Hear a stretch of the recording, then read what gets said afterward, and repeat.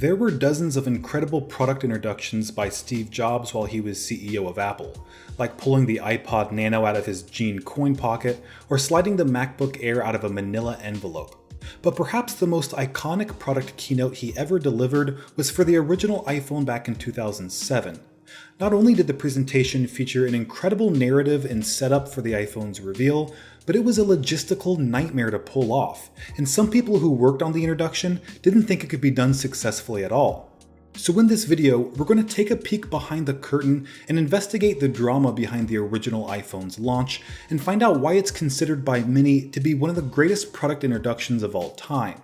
This is Greg with Apple Explained, and I want to thank Brilliant for sponsoring this video.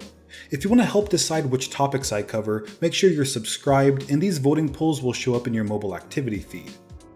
Now, if you were around to watch Steve Jobs reveal the original iPhone, you probably remember how incredible his presentation was. And if you haven't seen it, I highly recommend taking a look. Jobs had an incredible amount of charisma on stage that was referred to as the reality distortion field.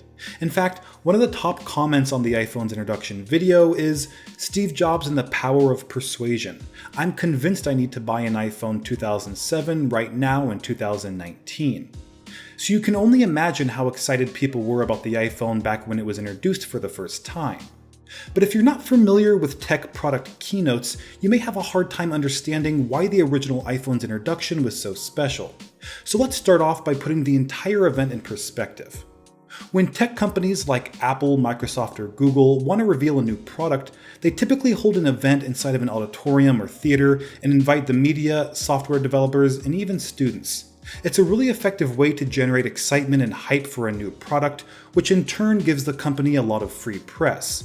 Products are then revealed on stage, and usually visitors get to demo the new products after the keynote, although this isn't always the case. So that's the idea behind these product introductions, and Steve Jobs was known to deliver the best presentations in the business. Typically, companies don't give live demos of new products or services on stage after being revealed, and there are a few reasons for this. Live demos require a lot of extra preparation, it's not uncommon for things to go wrong, and the product or service may not be fully developed yet, which only increases the likelihood of it malfunctioning in front of the audience. So many companies just explain how their new product works and leave out the live demo. But Jobs did things a little differently. He insisted on having live demos for major product introductions, and the original iPhone was no exception. Although there were a few problems. The iPhone wouldn't go on sale for another 6 months, so the product was still being developed and therefore it was riddled with bugs.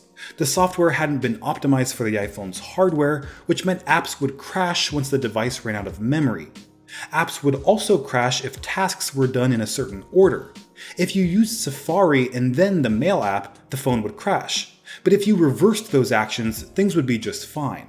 There was also a hardware issue, since only about 100 iPhones even existed at that point, since the product hadn't even entered production yet. Wireless connectivity also posed a huge challenge for Apple. There would be 5,000 people in the audience, many with their own wireless networks which could interfere with the iPhone. You also have to keep in mind that Apple needed their network to be hidden and secure to prevent audience members from hacking into the signal.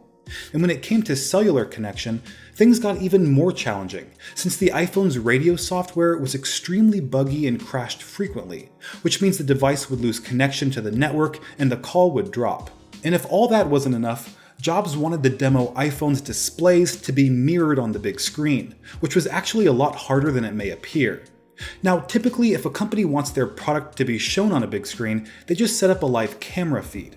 But that wasn't good enough for Jobs. He wanted the audience to feel like they were holding the phone in their hands while watching the demo. So you can see how much of a challenge it is to pull off a successful live demo, and why most companies shy away from it. But how exactly did Apple overcome all these obstacles? Well, to deal with the iPhone's buggy software, they included multiple demo units on stage. That way Jobs could switch between them before they crashed. Engineers also had to painstakingly test hundreds of different demo paths to find the one that had the smallest chance of crashing. That's why you see Jobs flipping through a booklet on stage. It guided him through what was called the golden path. That way he knew which apps to open when and minimize the chance of failure. Apple also had to change the software that powered their airport wireless base station to allow it to run on a Japanese frequency that wasn't permitted in the US. This prevented audience members from locating the signal and possibly hacking it. And when it came to keeping the iPhone connected to its cellular network, Apple actually had Cingular, now AT&T, bring in a portable cell tower to ensure a strong reception. But there was also the issue with the iPhone's buggy radio software. So in order to prevent the audience from noticing when the radio would crash and restart, Apple hard-coded the phone to always show 5 bars, regardless of the actual signal strength or radio status. And when it came to mirroring the iPhone's display, Apple engineers spent weeks adding the extra circuit boards, video cables, and software necessary to flawlessly mirror everything on the iPhone. Now, during practice runs before the big day, Jobs was only able to get through the entire presentation smoothly a few times. So when it came time to deliver the actual keynote, Apple's managers and engineers were extremely nervous. They actually brought flasks of whiskey and took a shot after each successful segment of the demo. And once Jobs made it through the entire presentation without a problem, the iPhone team went out and spent the rest of the day drinking. And it's easy to see why what they'd accomplished was practically a miracle. Not only was development of the iPhone a grueling process, but execution of its introduction and live demo took things to a whole nother level. And it's important to point out the effect it had on the entire industry. The iPhone represented the biggest technological leap ever in the mobile phone market, and I'm not sure if we'll see anything like it again. The fact that its technology is more comparable to today's smartphones rather than the BlackBerrys and Palm Treos of its time is a true testament to how revolutionary the iPhone was. And you can imagine how other companies were feeling when the device was introduced. Google engineer Chris DeSalvo said, "As a consumer, I was blown away. I wanted one immediately. But as a Google engineer, I thought, we're going to have to start over." And that's exactly what several companies had to do after they saw the iPhone. But there was one company in particular that wasn't too bothered by the new smartphone, RIM. And if you're wondering why you've never heard of them before, it's because they became irrelevant not long after saying this about the iPhone: "We'll be fine. It has rapid battery drain and a lousy digital keyboard." So RIM continued to make their BlackBerry smartphone as usual, with a fixed plastic keyboard, small low-quality display, and clumsy control buttons.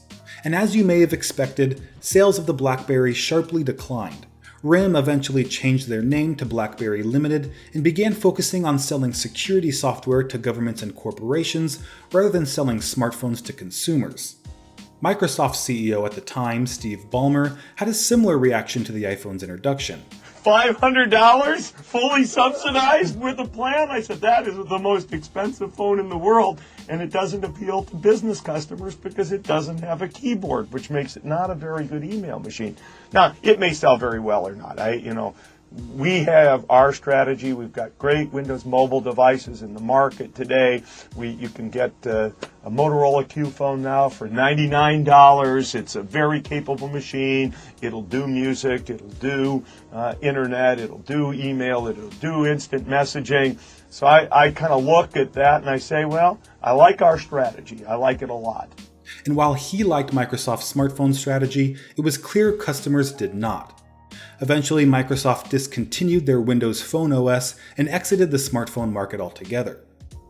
So when you take a step back and look at how quickly the mobile phone industry has changed since the iPhone's introduction, you begin to recognize that the companies who took the device seriously, like Google, ended up at the forefront of the industry, while those who dismissed the product, like RIM and Microsoft, were swept away by the new wave of technology that consumers ended up preferring, even if that wasn't clear at the start.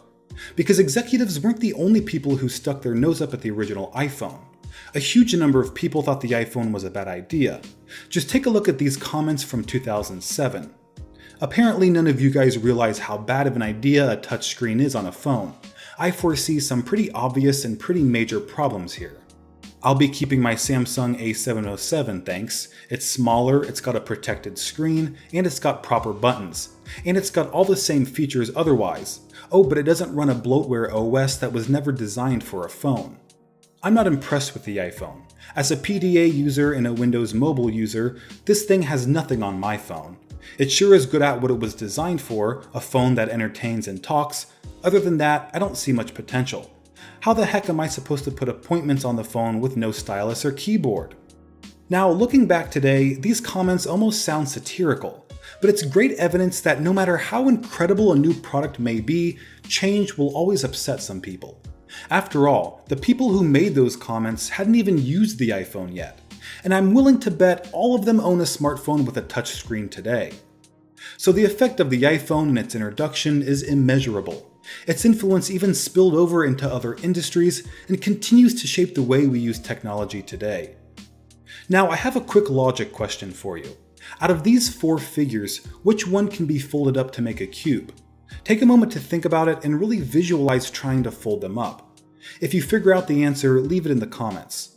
This is a question from one of Brilliant.org's daily challenges, which provide a quick and fascinating view into math, logic, science, engineering, or computer science.